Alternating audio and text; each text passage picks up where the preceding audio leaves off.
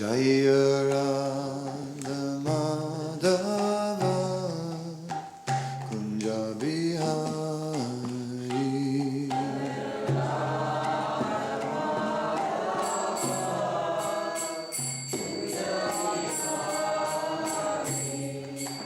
Gopidana Vallabha Girivaradari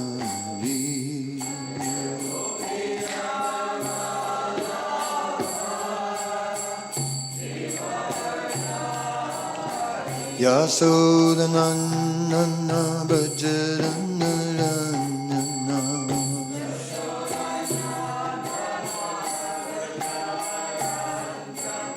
Yasodananda Bhajaranarayana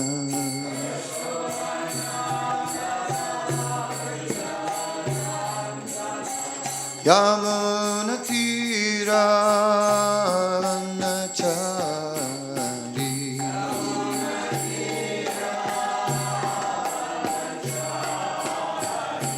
Jaya Radha Madhava Kunja Bihari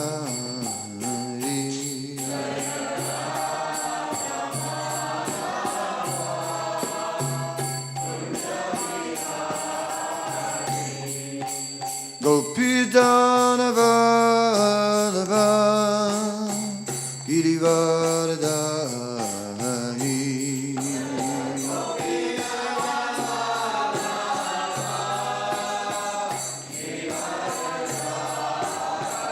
Yasodananda Bhajaranarayana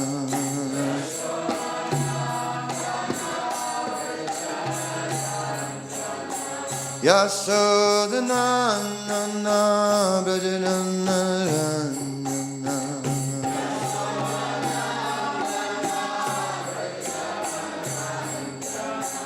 Yamuna Tira Chari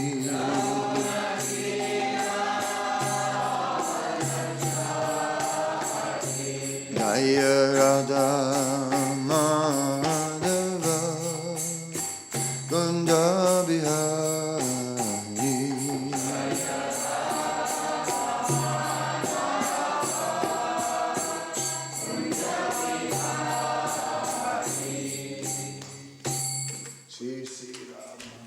Jai Harinam Sankirtan Ki Jai Grantharaj Srimad Bhagavatam Ki Jai. All glories to the assembled devotees. All glories to the assembled devotees. All glories to Sri Guru and Sri Gauranga. Om Namo Bhagavate Vasudevaya.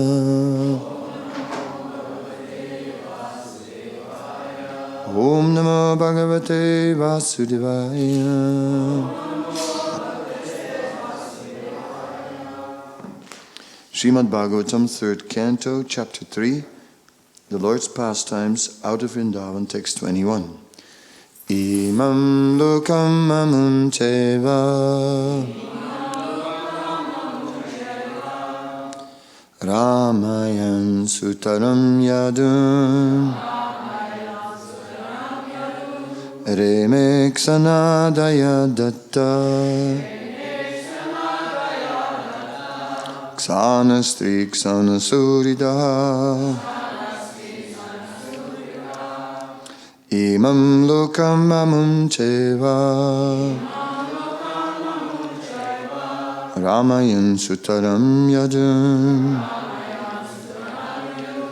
Remiksana daya datta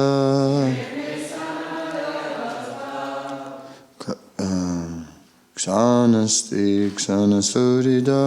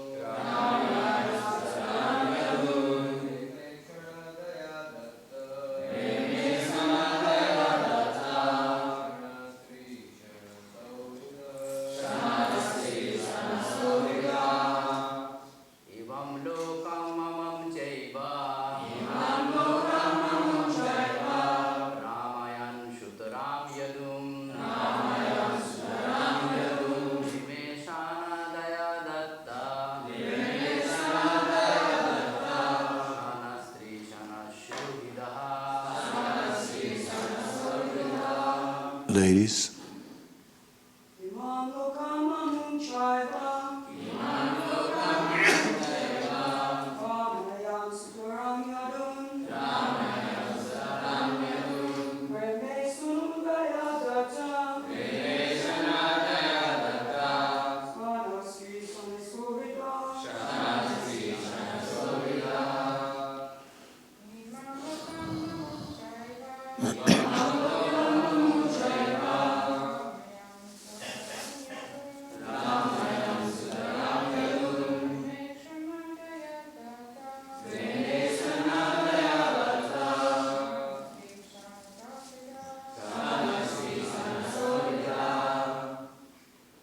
Imam, this, Lokam, earth, Amum, and the other worlds, Cha, also, Eva, certainly, Ramayan, pleasing, Sutaran, specifically, Yadun, the Yadus, Reme, enjoyed.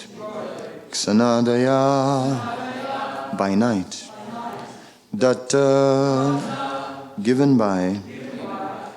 Ksana, leisure. Stri, with women. Ksana, conjugal love. Surida, friendship. Translation. The Lord enjoyed his pastime both in this world and in other worlds, higher planets, specifically in the association of the Yadu dynasty.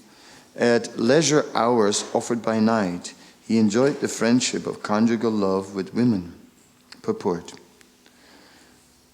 The Lord enjoyed in this world with his pure devotees. Although he is the personality of Godhead and is transcendental to all material attachment, he nevertheless exhibited much attachment for his pure devotees on earth, as well as for the gods who engage in his service in the heavenly planets as powerful delegated directors in the management of material affairs. He displays special attachment for his family members, the Yadus, as well as for his 16,000 wives who had the opportunity to meet him in the leisure hours of night. All these attachments of the Lord are manifestations of his internal potency, of which the external potency only is a shadow representation. In the Skanda Purana, Prabhaskanda, in the topics between Lord Shiva and Gauri, there is confirmation of his internal potential manifestations. There is mention of the Lord's meeting with 16,000 cowherd damsels, although he is the Hansa, transcendental supersoul and maintainer of all living entities. The 16,000 cowherd damsels are a display of 16 varieties of internal potencies. This will be more elaborately explained in the 10th canto. It is said there that Lord Krishna is just like the moon, and the internal potential damsels are like the stars around the moon. Om Ajnanatimirandasya Gyanandana Salakaya Chakshurun Minitam Yena Tasmai Sri Gurave Namaha. Shri Krishna Chaitanya Prabhu Nityananda Shri Advaita Gadadhar Sivasani Gaura Bhaktivinoda. Hare Krishna Krishna Krishna Hare Hare, Hare Rama Rama Rama Hare Hare.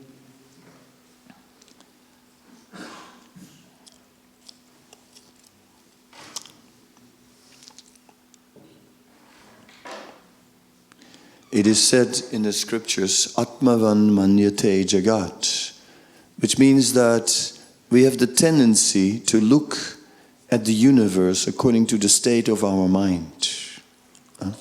Or our perception is colored by our thoughts. We don't actually see objectively, but rather always subjectively, always influenced by the state of our consciousness. And therefore, different people can be in different situations and have a totally different perception. Or we can experience situations in a different way.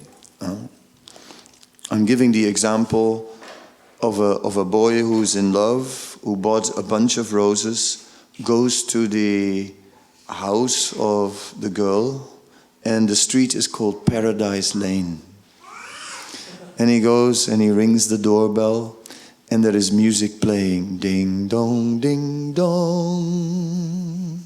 She comes to the door, opens the door and said, roses. I'm allergic to roses. And the roses go, ew, and she slams the door in his face. And he doesn't know how quick to get out of that street. And the street name has changed into Hell's Gate. And Doberman pinchers are barking. Same street, but consciousness has changed. Same situation. So, like that, consciousness is the key to our perception. So, when we speak about Krishna and his eternal pastimes, we have a tendency to perceive those pastimes according to our current situation. Atmavan manyate jagat, according to our consciousness. Therefore, when we are speaking that Krishna enjoyed the friendship of conjugal love with women, then immediately all kinds of thoughts occur. And some are saying, this is immoral. This is immoral. Krishna is having interactions with not only his wife, but also with others who are not his wives. But not understanding the facts of the matter. How Krishna is, in these pastimes, acting in a totally different way than a mundane person who's under the influence of lust. The spiritual exchanges where Krishna is engaging in pastimes with females are of a very different nature than the pastimes of ordinary men and women.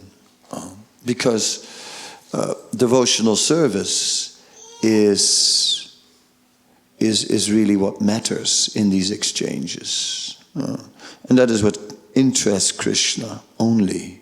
Krishna is never attracted by anything mundane. Krishna is attracted by devotional service. The beauty of the residents of the spiritual world is an expression of their purity. In the material world, it's not always the case. Just think of Putana. Putana looked stunning. When Putana came into Vrindavan that day, most of the mature men, such as Nanda Maharaj and the other cowherd men, had gone to Mathura to pay taxes. So they were not home. So there were ladies and old men. And when Putana came in, all the ladies were amazed because she was stunningly beautiful and they thought she must be a goddess. And because of her beauty, they allowed Putana to do anything she wanted. The old men, their eyes almost popped out of the sockets when they saw Putana. That beauty was amazing, but she was a terrible witch and Rakshasi who was fond of drinking blood of little children. Of course, she made a mistake. And when she saw this child, for a moment she thought, he is so powerful, he can destroy the entire universe. Then she thought, yeah, rubbish. And she gave him the poisoned breast. And Krishna, he did not just drink the milk from her breast. He also took the poison. Not only did he just take the milk and the poison, but he also took her life air. Srila Vishwanath Chakravarti Thakur explains that at that point, when Putana felt that her life was being sucked out from her, she felt great pain. And she tried to pull the child off her breast, but Krishna held on with his two little hands really tight, and he squeezed very hard also. So she couldn't get the child off her breast. As a result, due to the pain, she started to take her original form, which, as Krishna book describes, was 20 kilometers long.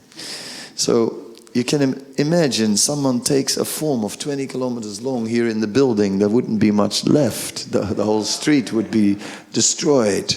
So what happened was, because Krishna was squeezing so hard, Putana started running and ran out of the palace while the child was hanging on her breast. And she was growing in size, but Krishna never let go. And by the time she came to the edge of Vrindavan, she had reached full length. And she smashed dead on the ground and crushed Kansa's favorite fruit orchard.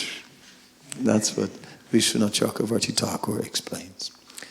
So, like this, in the material world, beauty can be deceiving.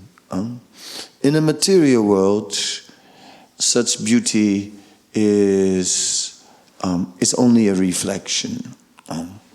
And of course, on the higher planetary systems, beauty is by far exceeding the beauty here. There is no need for lots of powders and lots of colors and lots of perfumes and things and all these. No, because the bodies of the demigods, they're always very pleasantly fragrant, naturally so. They don't need to spend a fortune on beauty treatments and so on. Yeah? So beauty in this world is relevant. It's not the all in all. The beauty in the spiritual world is of a totally different nature. That beauty is a reflection of purity. So the beauty in the gopis is a reflection of their pure qualities. And it is therefore that in this world, when we see beauty, that we expect purity. We think it goes hand in hand. Men fall for it again and again.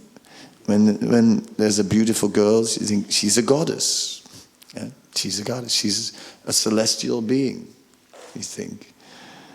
After a while, you find out that she's not entirely celestial, that there is another side to it as well, and you've come down to reality and the honeymoon is over. And then, for a marriage to work, you have to work.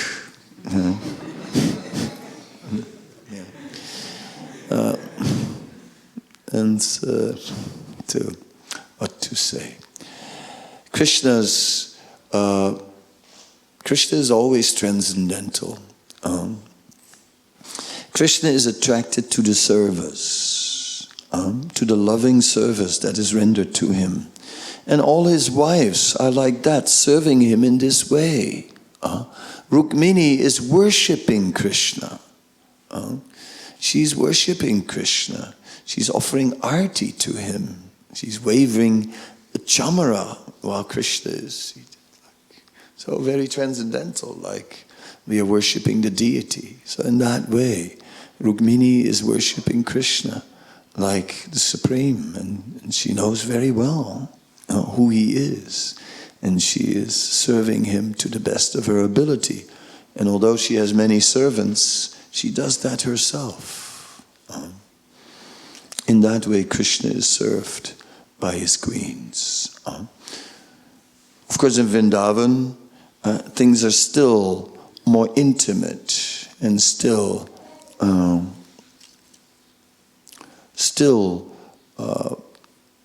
more surrender, more dedication to Krishna. And Krishna is deeply attracted to those pastimes. And why not so? Sometimes you get like these descriptions that when you behave according to religious principles for your whole life, at the end of your life you get the reward. You will be promoted to heaven. And there, in heaven, you'll enjoy forever. Exactly what is there in heaven is not so much described. Many scriptures give some description, like in one tradition you get a trumpet or a harp. In another tradition you get lots of maidens. In ancient European traditions it was beer forever. Yeah? So you see all these kind of things. And the basic theme of all these traditions is the same. It is enjoyment forever.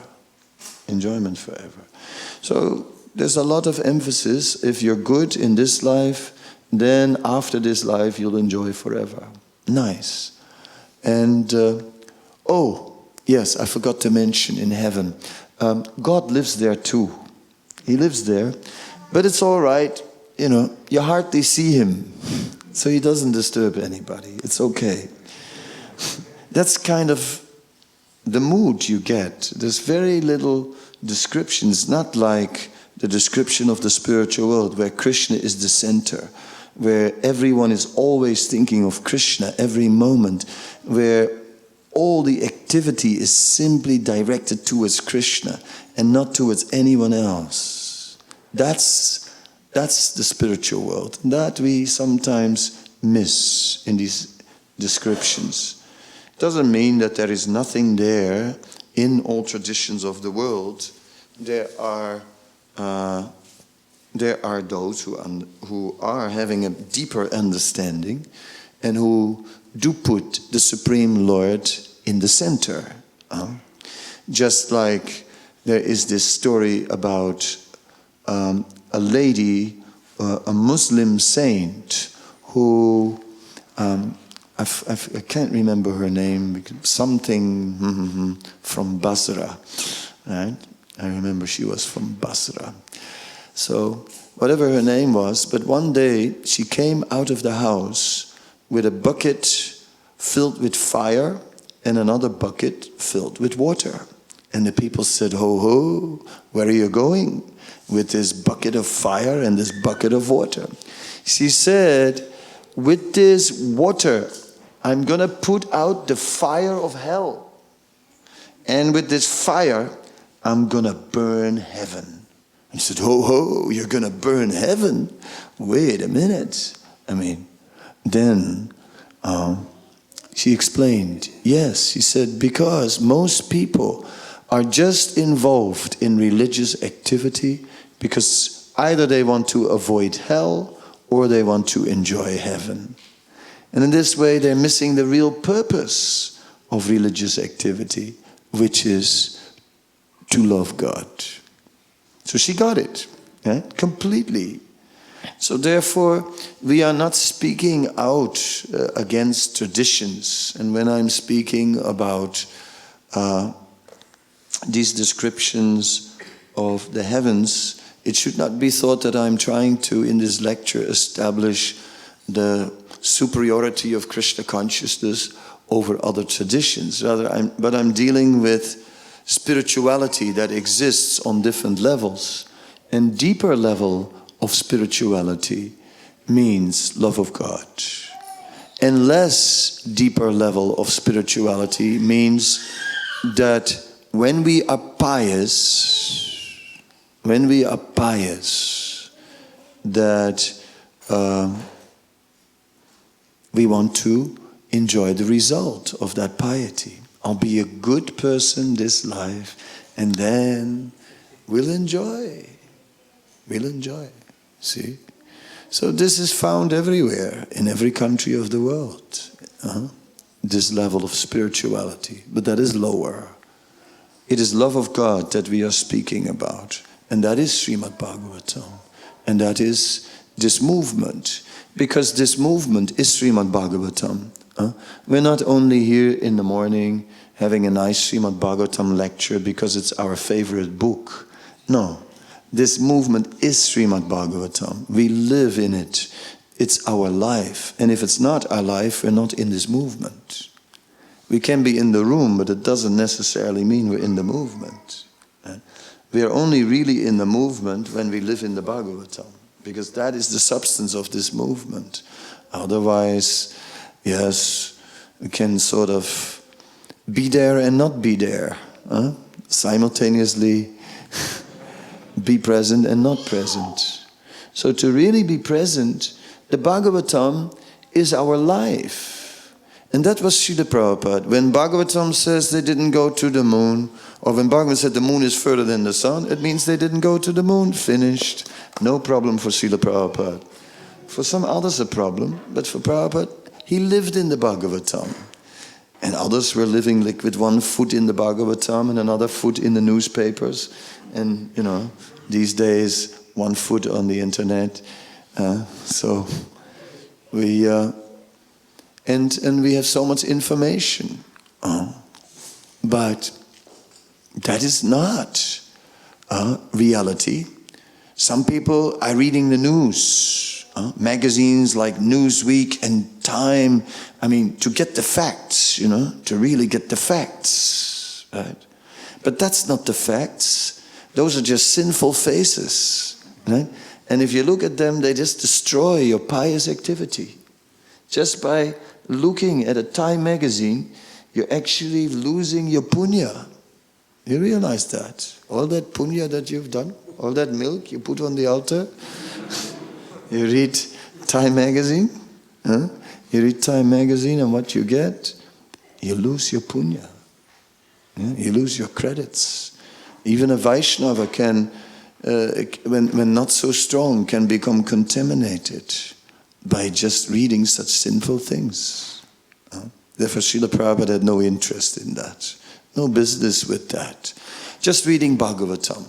Yeah, but if we only read Bhagavatam, then aren't we going to be misinformed about things of the world? Well, Prabhupada had a technique. If somebody was bringing forward a topic that he didn't know about, he would simply ask them to explain it. And then they would explain what it was. And usually the explanation was not so good. If someone said, yes, I'm doing Zen Buddhism, then Prabhupada would just say, oh, what is that? What are those teachings? And then, if they have to present the teachings, well, most people don't know them that well, so they already defeat themselves from the onset, and then Prabhupada would just dismiss and establish Krishna consciousness. So, some of us in the course of our service may read the news, right? That is there, yes. Some of us may engage that in service, but it's boga. It's whenever we take things from the material world, it's boga. It's not prasad. And boga has to be purified and properly prepared and then offered, engaged in service of Krishna. So when we use things from material sources, yes, we can use, but we have to offer them to Krishna and purify them. And in the course of dealing with all this boga, it can be contaminating. Someone who was working in a laboratory has to work with diseases all day long. This one, that one, and people catch things in these laboratories sometimes. What to do? It's a tough job. I once in India got back the results of a stool test, right? And it gave a full analysis of the stool test and a full list of everything that's in there. And at the bottom it said smell. And I was thinking, imagine you work there, French cheese. Oh my God, what a job.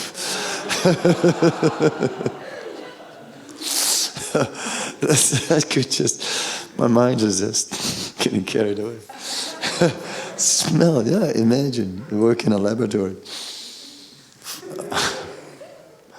So like this, we have to... there are so many realities, but all these realities are relative. Relative. There is the facts of the newspaper. In Russia, right, the official newspaper is called Pravda, right? And can someone translate that for me? Huh? Truth. Pravda means the truth. You say justice. According to our they always say it's truth. Okay. Well, they're not even sure about the meaning, Yeah, that's what you say. But there are others. Anyway, but, He's Russian. You're Russian. Okay. They're not Russian. Okay. Okay. No, we go, you guys are Kroatsky. They don't know Russian. They think they know Russian. So, thank you very much. Pravda means truth. But everybody knows, everybody in Russia knows that what's in the newspaper is not the truth. I don't think there's anybody in Russia who believes that what's in that paper is true, right? But it's called the truth. I mean, anybody who believes that what's in the newspapers, that's the truth, come on, is a dreamer, That's not the truth. That's what they want you to believe. So, there are so many levels of realities. The reality of the newspaper, and people drink it in every day.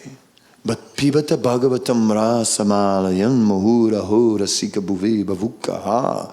We every day drink in Srimad Bhagavatam, and from that we're tasting ecstatic mellows. How long can you get ecstatic from a newspaper? Most people don't look that happy. Devotees sometimes go out to save them. I remember one Sankirtan story from Manidhar in Europe, a Prabhupada disciple who was one of the early book distributors. And he said in those days they were so fired up. And one day there was a man reading a newspaper, and he just set fire to the newspaper.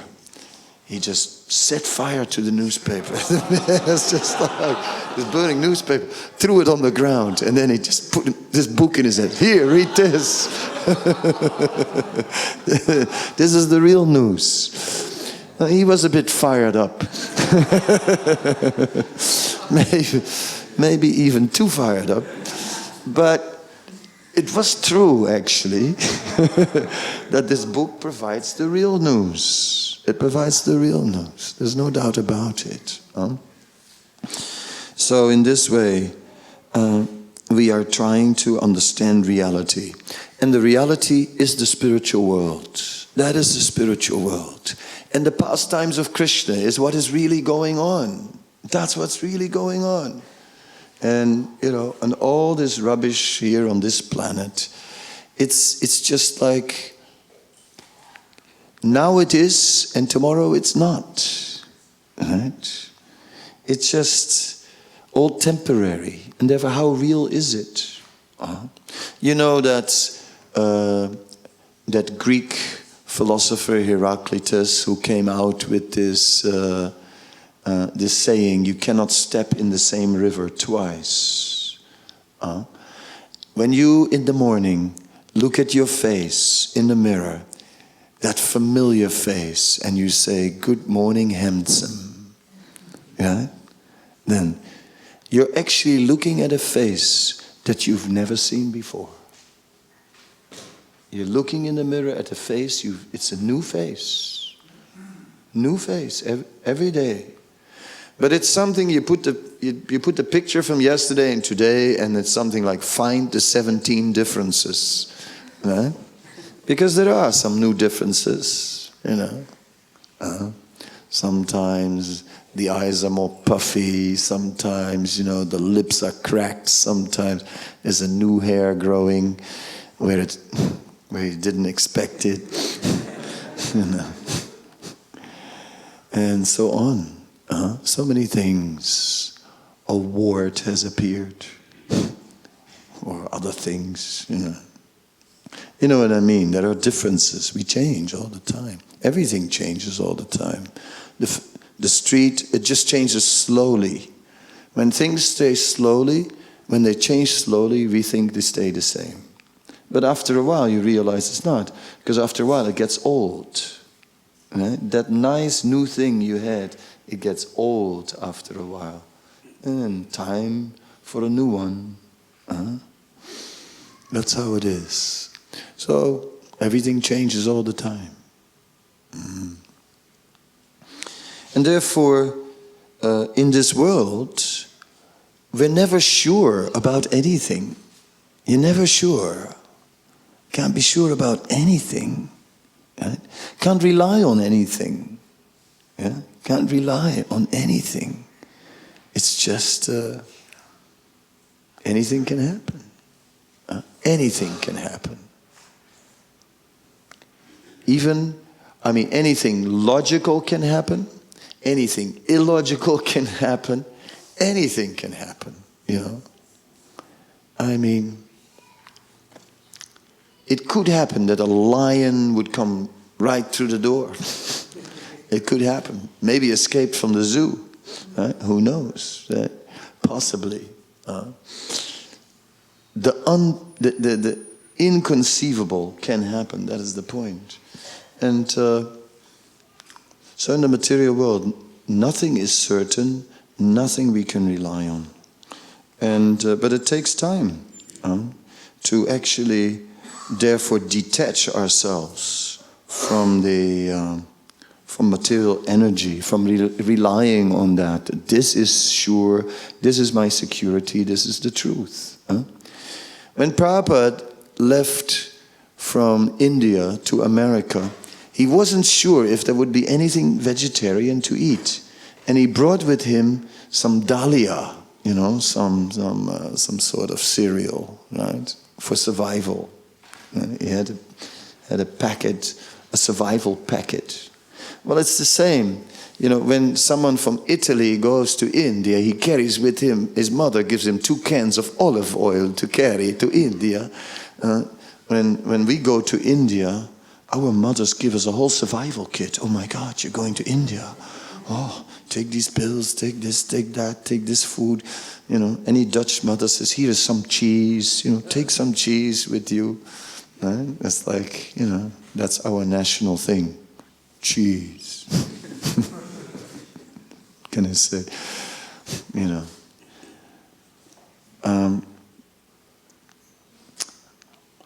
So it's interesting how an Indian travels to America, an American travels to India, and they both have a survival kit to survive in the other place. It's interesting. It's interesting.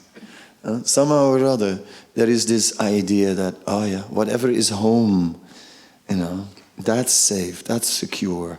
Yes, that, it's illusion. It's not. It's not. Nothing is secure.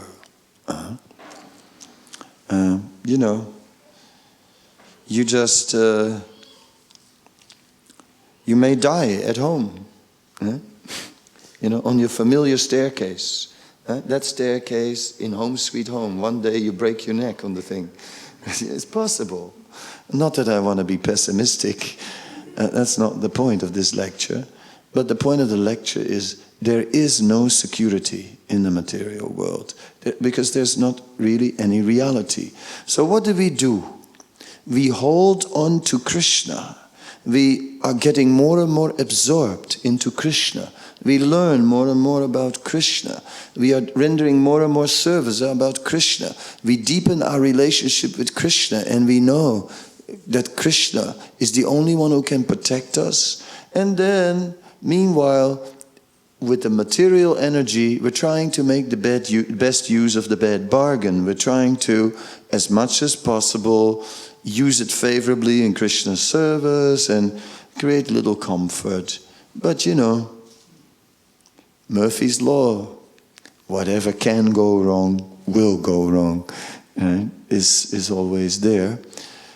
There was this poster from an insurance company, and it was a good poster. On the poster, it was like a cartoon drawing of a house, and in that house, everything that can go wrong went wrong. The bathtub was overflowing, the kitchen curtains had caught fire, the children were playing with matches up in the house, another one was going for the electric socket, there was a car accident in the street right in front of the house, the painter was falling with the ladder backwards, you know. I mean, the whole, I don't know, whatever else was going on, a lot more. It was quite a poster, you know, everything that could go wrong went wrong in this poster.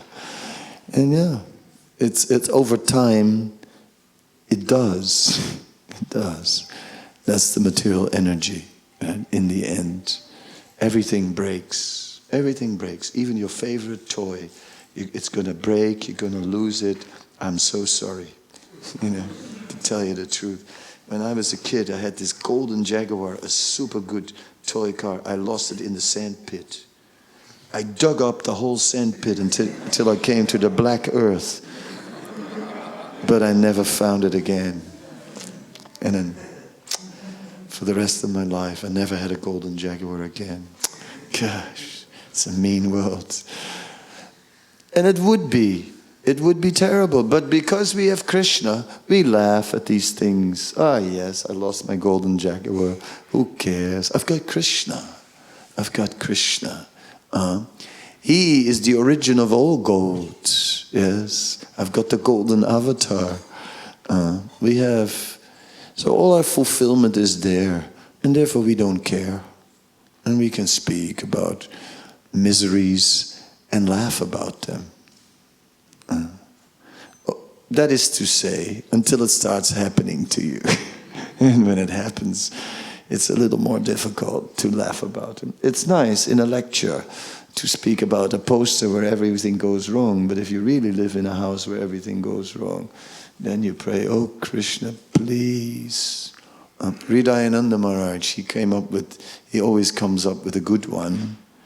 And he came up with these grihastas. He said, this devotee, he went before the Lord and said, my Lord, please purify me. You know. 20 years later, the same devotee came again before the deity. He said, my Lord, please purify me softly.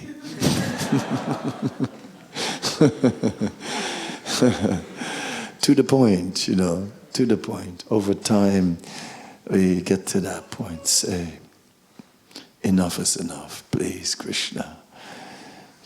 Not too much purification. You want the purification. So in this way, we are gradually becoming detached from the material world and totally absorbed in the spiritual world.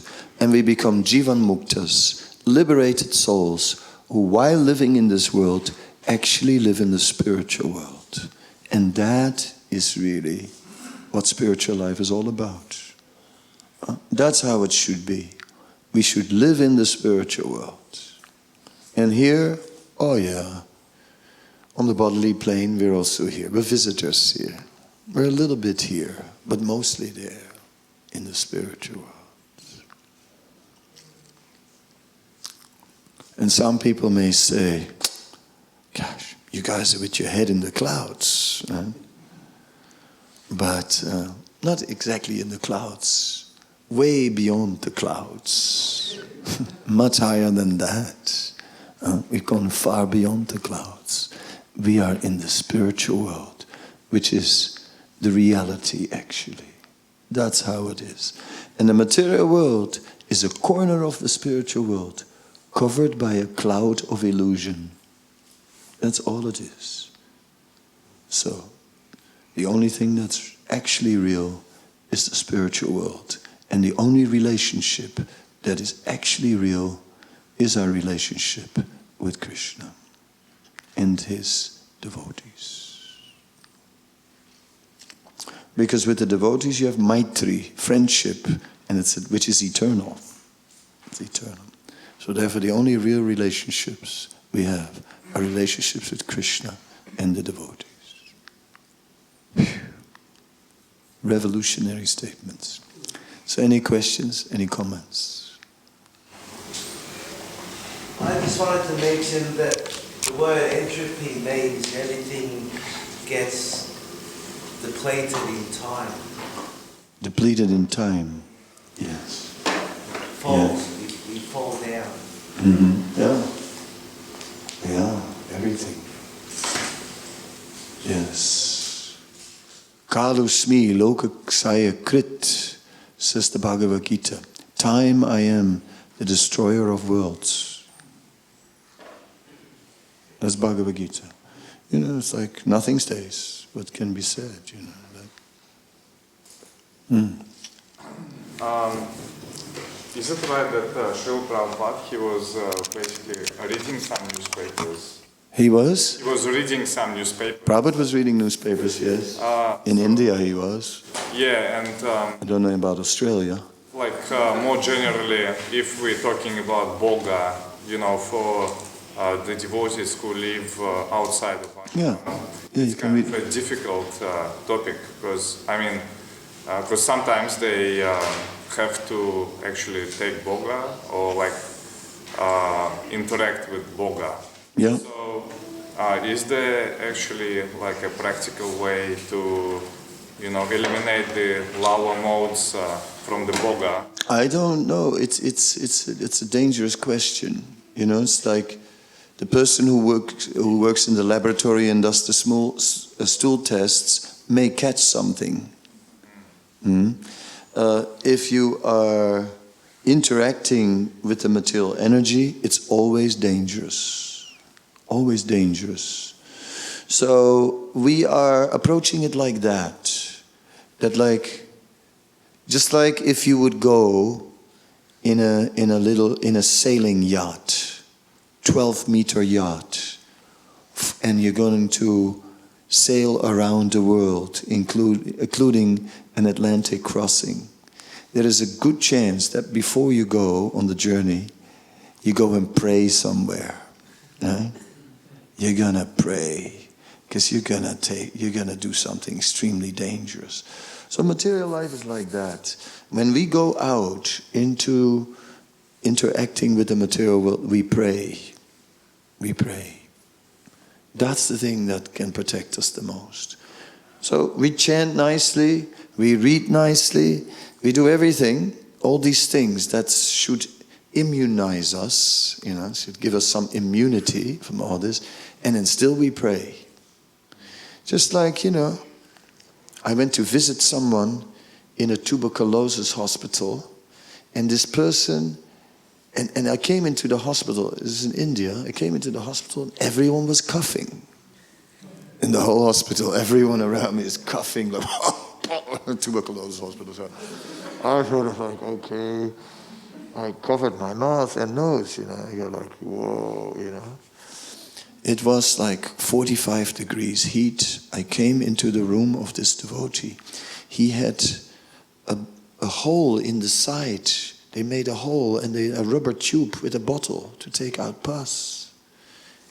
And he's there and he's like, he pulled it out and he coughed and the noise came out of the hole.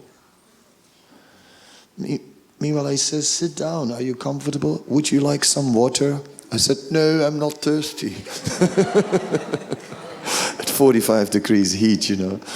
I mean, I wasn't thirsty in that hospital. Phew. Not gonna drink nothing. So the material world is a dangerous place. There's ample of opportunity to get contaminated. So we must be careful. We must be always on guard. It's not that there's an easy trick to safeguard ourselves from Maya. We should be alert. And of course, you know, we should avoid getting too much involved with materialistic activity. I mentioned the other day, you see, is that you pick up seeds. Right? That is the most dangerous thing, is that it may not have any effect now, but it works in the brain. The impressions stay in the brain and they work there. There's a story about Gandhi, and you know that Gandhi's movement was celibate. So Gandhi had, one of his main party leaders was also celibate. A political enemy wanted to corrupt him. So they arranged for a prostitute, and the prostitute came in the guise of a secretary and, you know, low cut and everything, and she came to take notes.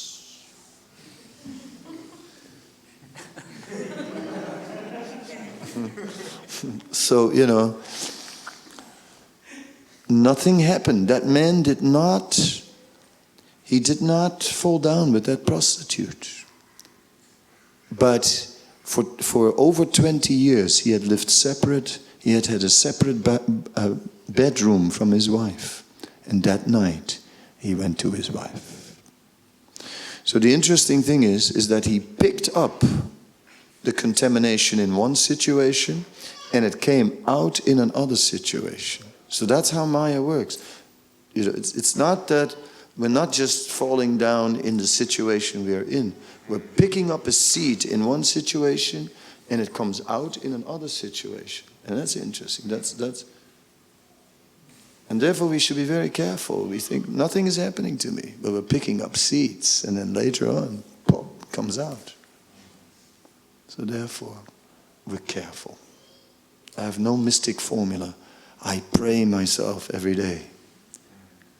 You know, Krishna, please protect me. Krishna, somehow or other, may I never leave your lotus feet. May I not deviate from the path. Like that. Walking the tightrope. Ksurasya dara. It's like shaving. You know, Prabhupada says, it's like shaving. If you get casual, oops. You have to pay attention. You know, inattentive shaving could give that little cut. What in the situations where, say for example, we haven't got a wife or a husband and we do become contaminated by the seeds, then what do we do? I mean, how do we... Then chant Hare Krishna. Yeah, then say you do get contaminated. Say, you know, there are so many things going into our brain, so many crazy pictures, you know, that we didn't want to see, but that we see anyway. And then it goes in. Like I used to be, when I was a new devotee in Amsterdam, I used to carry the laundry to the laundromat from the Sankirtan devotees, a huge pile. And I looked like a donkey, you know, a pile of laundry with two legs, right? And I drop off the laundry in the laundromat, but then opposite of the laundromat, there was the Dutch Society for Sexual Reform. And it was Dutch, you know, straight in your face, posters about all kinds of things. You like this type of sex? Call this number. You like that? Call that number. And it's sort of like, Hare Krishna, Hare Krishna, Krishna Krishna, Hare Hare, Hare. I tried not to see that, you know, because I didn't want it to go into my mind, you know what I mean? Because the mind is like that. You know? But what if something inadvertently goes into the mind? Devotional service can purify us. So it can take out the seeds again. It's not that you have to express it. What do you do when you get hit by sex desire? The first and best answer is nothing. Second best answer is something authorized. You know, second best is something authorized. First best answer is do nothing. Second is do something authorized. Third best is, you know, que sera, sera.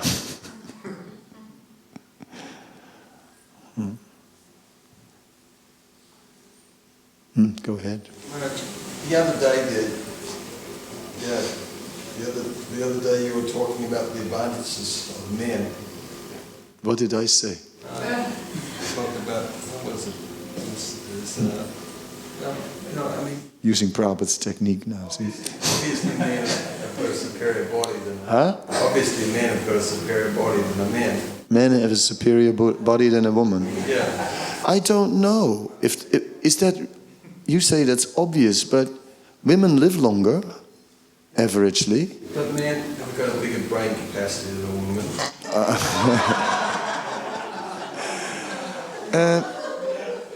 It depends. It's like nowadays we classify intelligence.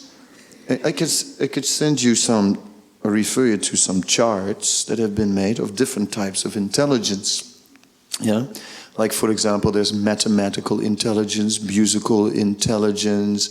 There is social intelligence. So there are many types of intelligence. So men may make good engineers, nuts and bolts, right? I guess there's a higher percentage of male engineers than female engineers, but females are intelligent in creating a good, better atmosphere for relationships and so on, where the men are like hopeless. So you cannot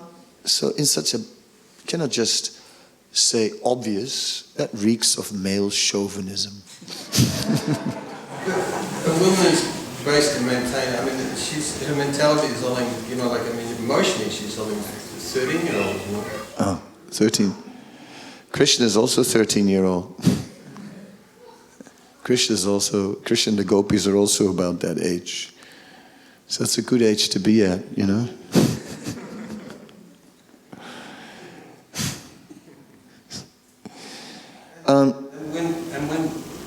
When we die, the women have to take birth as a man. That's only on the material plane. On the material plane, on the material plane, in the Bhagavatam, by the way, Puranjan, right, who was a male, took birth as a female, right, and became a devotee in that birth, and then, as Vaidarbhi, then he got the mercy, and she got the mercy, and went back. So it's not so black and white. Now, leaving all this kind of argument, say something sober instead of the game. In the conditioned state, when the souls are conditioned, because men are meant to be more in control of the mind, therefore men are should be able to act more in intelligence. Intelligence means not only that you understand, but that you act according to knowledge. So because men are supposed to be more in control of the mind, and therefore more in control of the senses, therefore they should be able to act more on knowledge, and therefore they should spiritually lead according to scripture. But because many men are not in control of the mind, and many men are not in control of their senses, therefore they are actually not qualified to lead, and therefore society is there's no peace in society. And that's why I made that statement the other day, that in many cases the problem are with the men, because they're not principled.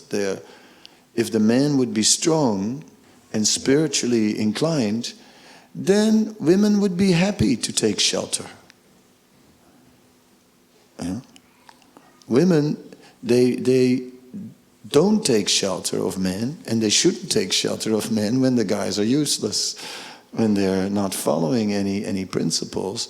Then you have to take care of yourself, and then you need more education, because what if you don't have an education and the guy dumps you with your 2 kids? Right? You have 2 kids, ladies.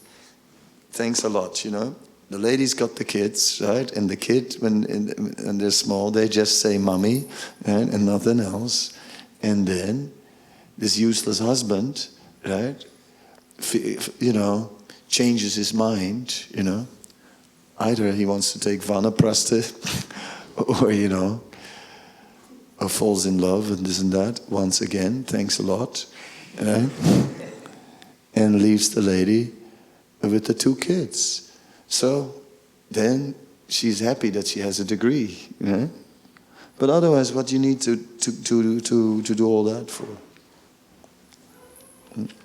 So you have this whole artificial security built in, and that, you know, puts the women also in a lot of, in a society of in a social position of anxiety. So the Vedic model is more when the men are principled and good, yeah, then ladies can actually focus more on love and on family and all these kind of things, which is not that we want to say you can't do anything else, but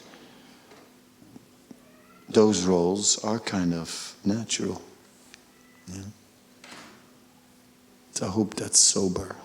I'm trying to be sober and balanced. I hope nobody feels it's an imbalanced statement.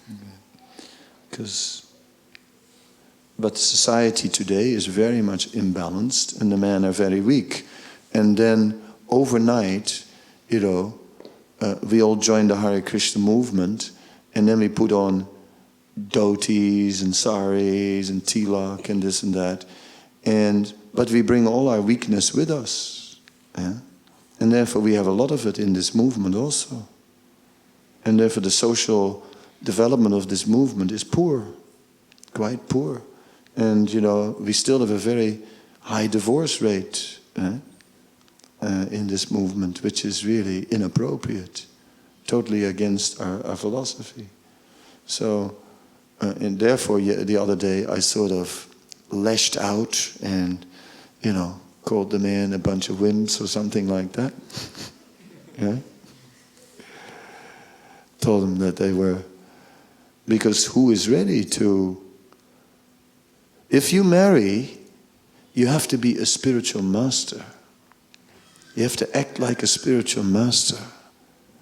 You know, we have the tendency to put a few people on a raised seat and hang lots of garlands around their neck, and they're the spiritual masters. And isn't it amazing? They are pure devotees. Wow, far out. And then we don't have to be. No. Everybody has to be.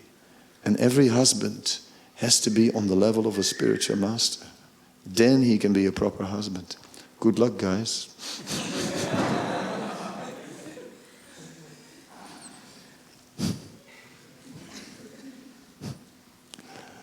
Is that all right, Tiana, or what? He warned me yesterday that he would get me today. So I was ready, trained up this morning.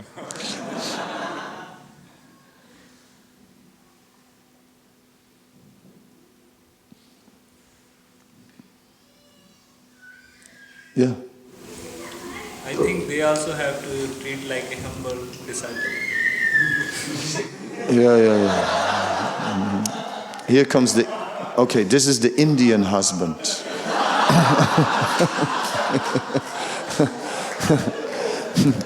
The Indian husband agrees with everything I said. Yes, we are the gurus, and therefore they should behave like disciples. But they want only the external responsibility of the guru. They want the garlands and the raised seat, and they want the foot massage and everything when they come home. But they don't want to do the other part, and that is being saintly.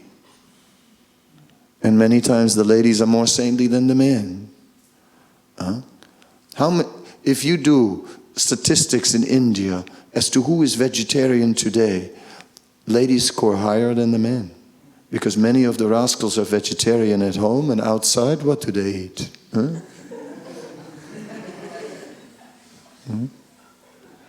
So they first have to be gurus. Then the wise automatically become like disciples. Not first, I am the man and the Manu Samhita says that you should kiss my shadow.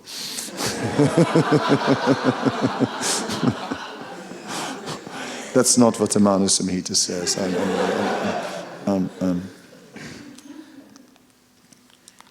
But you understand the point, though.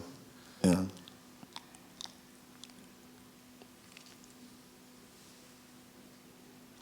So these roles, if we want like those kind of roles, first the saintliness has to be there. Then it can be possible. Otherwise, it doesn't work. And when the men are lacking in saintliness, well, and the ladies are quite saintly, then a practical marriage oftentimes becomes more like a partnership. See, I'm making another heavy statement now. Indian culture is bankrupt. It's bankrupt. Otherwise, why you're dressed like Westerners? Why you're wearing suits and ties? Why you're living? You don't live Indian culture anymore. See? It's bankrupt. You've left it. It lost its value for you. For the people of India, it lost its value for you. That's why you gave it up. You see my point? Not only outside of India, in India also. We wanted, when the Sringarahu brought in Maruti and Frutti, everyone was very happy and knew it was the beginning of MTV and all the good things of life. And that's what everyone wanted. Not more that old-fashioned, little, but not too much. So, in this way, it's not wrong to say that Indian culture is bankrupt. But that means that we have lost something. We've lost the essence of it. The external state, but we lost the essence.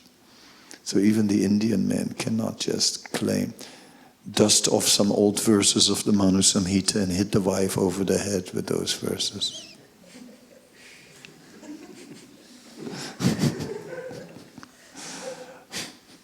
Sorry, I took my gloves off this morning.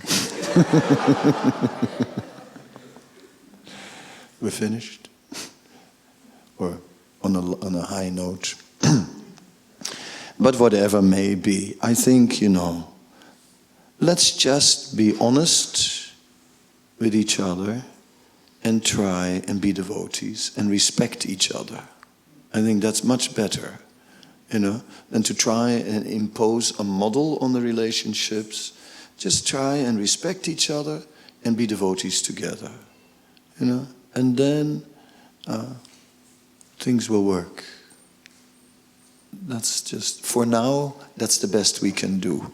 And maybe later on, we get the ideal society, we all come pure devotees, and But for now, let's just respect each other and make the best of it. Okay, and with that, thank you very much. Srila Prabhupada Ki Jai.